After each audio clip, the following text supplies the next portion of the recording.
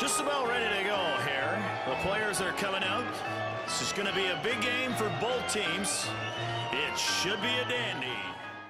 The co-founder of the Hockey Helps the Homeless, and at the same time, he's also executive director, Gary Scullion. That's correct. And Gary, the first question I have to ask you, 17 years ago, you started Hockey Helps the Homeless. What was it first like when you started? Well, when we started 17 years ago, it was a 4-team tournament at Maple Leaf Gardens. And it was really just an industry hockey game, and we turned it into a tournament to raise money for the homeless. So it was a bunch of people from the consumer packaged goods industry that got together annually. We decided to extend it out to other industries, and at that time we didn't have pros playing with us. It was about 2-3 years later that we started our relationship with the NHL Players Association and then with some of the alumni. And since it's involved into 5 different tournaments across the country. This is the biggest one here in Toronto. And, we've got 18 teams here today. We've got about 40 pros playing with us. And it's all for a good cause. One question I have to ask you. I mean, you came from the corporate world where you were, you are in charge of some pretty big, businesses. What was the one reason why that you found yourself getting involved with helping the homeless? I think anytime you have the opportunity to give back to people that are less fortunate than you, it's a blessing to you, the individual. And, so the first time we ever went out, it was really impressed upon me that nobody in this country should be homeless. We're a very wealthy country, and the fact that there are so many people on the streets, more needs to be done. And so if we could leverage this game of hockey, a game I love and most Canadians do, why not use it to do something good? And in this case, it's to help the people that are very much less fortunate than us. What is one situation, when you went out to help the homeless, what is one story that really sticks out in your mind to someone that you were able to come across when you're out there? Yeah. I think the story that sticks in my mind most is, and it really, I think, personalizes the issue of homelessness and certainly helped me understand that anybody could be homeless at any given time. And it had to do with a gentleman who we found actually under one of the bridges down by the Garden Expressway, and he had a really nice little setup, actually looked like something very well constructed. And we struck up a conversation, and I asked him, he was a young man, he was probably mid-30s, and asked him, what's your story? Why are you on the streets, and what can we do to help? And it was at that time that he explained to me that a couple of years earlier, his wife and baby girl were on their way home from visiting family on Christmas Eve and were killed in a car accident. At that point in time, his life as he knew it changed forever, and he went into depression and lost his business. He had been a successful businessman, and that for me was a turning point where I began to understand that anybody at any given time could be impacted by severe trauma in their life. It's not just about drug and alcohol abuse. There are reasons why people are on the street that we don't understand, and so that's what we try and do. We try and bring a little bit of light to the issue, and we use the game of hockey, and we partner with great outreach organizations across the country to help people understand. And quickly, I know you're kind of in a rush right now. You want to probably get back to the dressing room. What are some closing comments that you really want to leave with people right now? I guess the thing that I'd most like to express is that, homelessness is an issue that can impact anybody. And, we are very privileged to live in this country. And any time that we can give back to people that are less fortunate, a lot of great causes out there. This is one that doesn't always get a lot of support from the corporate world. And we're very fortunate to have amazing sponsors. Great West Life is our national development sponsor. They've been with us for 4 years or so. And we're very, very fortunate to have that kind of support. So I just encourage people to get involved. I encourage industries to get involved.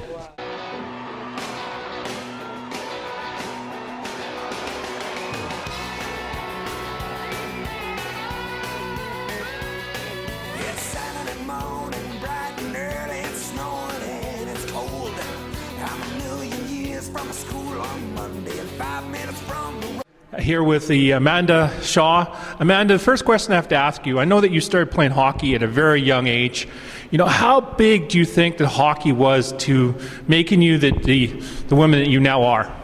Yeah, I definitely think it had a big role in that aspect of my life, and I'm very thankful that I've had a very supportive family and a great crew of siblings that have given me guidance and helped me along the way. And you learn a lot of things playing hockey in terms of life lessons and teamwork. So It's definitely helped me in all aspects of my life, definitely.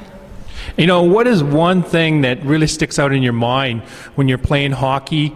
You know, someone may have left an inspirational message with you, or, you know, just something that you've seen along the way. Yeah, I think something that I've actually taken into every aspect of my life is just to everything you do, give everything you have, and that's kind of something that I've taken into my hockey world. And you know, there's a saying, you leave everything on the ice. So every time you leave the rink, you know that you gave it everything you have, and you know, that's a motto that I really live by every time I step on the ice. And you know, you're also involved with Hockey Helps the Homeless. What is one reason that you found yourself getting involved with this organization right now? Yeah, last year I actually played in the event as a pro, and I thought it was an unbelievable event, and it was very inspiring, and I think the cause itself just really drove me and maybe wanted to become more involved with it.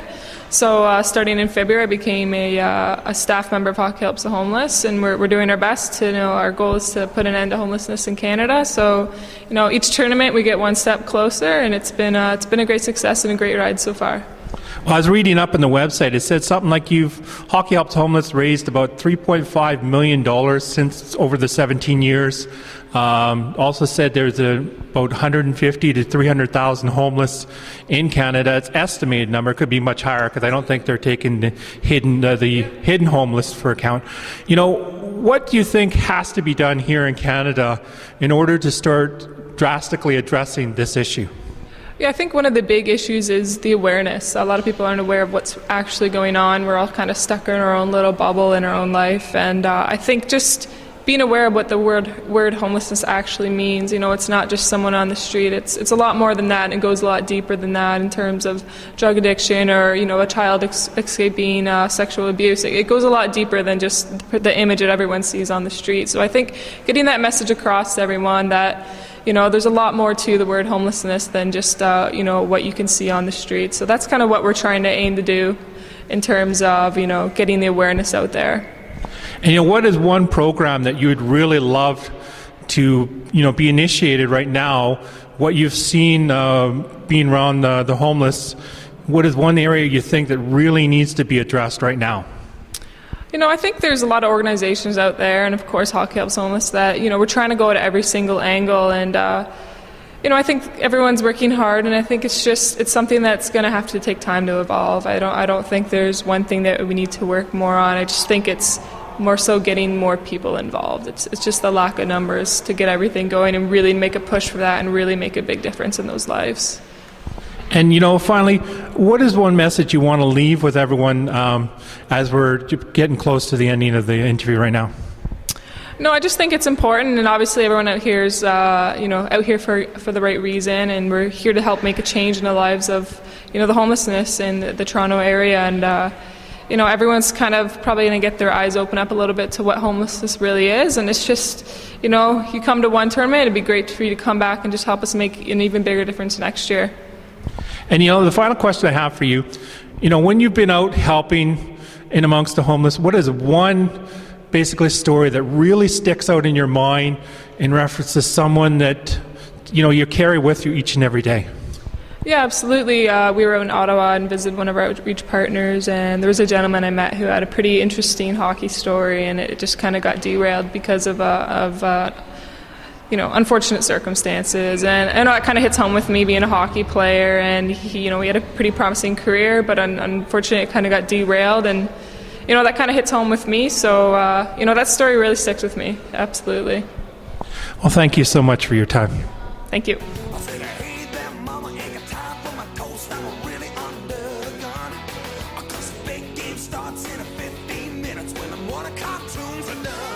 I'm here with a member of the Canadian national women's team, Natalie Spooner. Natalie, the first question I have to ask you, can you talk a little bit about what does it feel like being a member of the Canadian national team?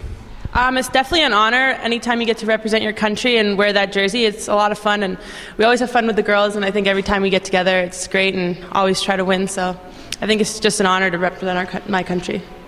And what is the one thing that stands out in your mind when it comes to, you know, playing in hockey or even something else that you've done that really, really stands out, that inspires you to continue on doing other things?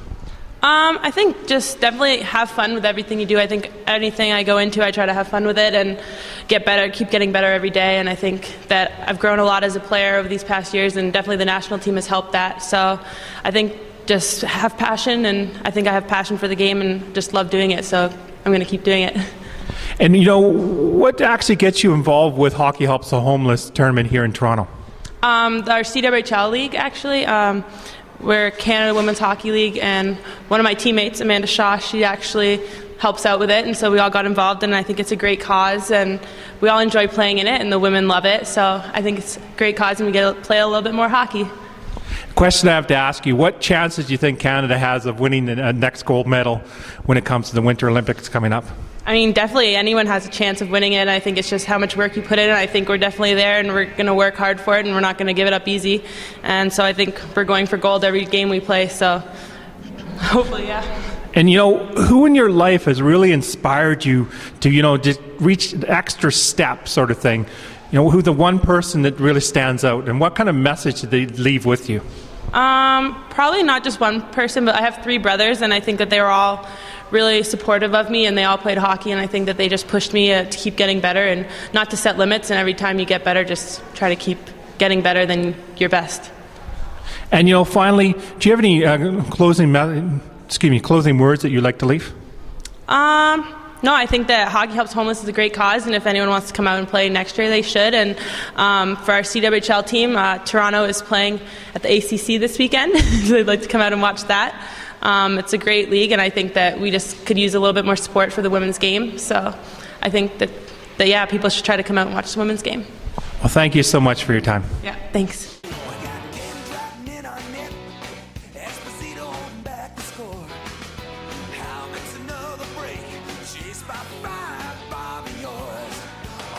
With a gentleman, 1984, drafted by the Calgary Flames, Gary Roberts. Gary, you are a really inspirational individual, I want to say right off the bat. You suffered a serious neck injury, and what you were able to do is you were able to get an operation and rehab. And not only, all reports coming out were saying that your NHL career was over, but you proved them wrong. What I'd like you to do quickly is talk about the injury and, how hard it was to get back to play in the NHL again. Well, there's no doubt I went through some challenges, and so grateful today that I can stand here at a charity event at 46 years old and still put my skates on and play hockey. And I realized that happened because of some wonderful people around me that gave me the support that I needed and some direction at 30 years old to have the 2 neck surgeries and basically have to retire from the game for 18 months to really get those nerves in my neck to regenerate. So I was able to build some strength to protect my neck. When I first started the rehab process, I didn't think I was going to play again, and it was mainly just to be healthy for life after hockey.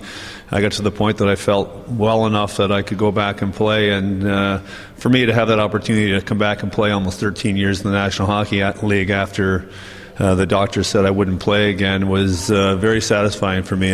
But I do realize that because of the support and the information I gathered over that time, I was able to extend my career.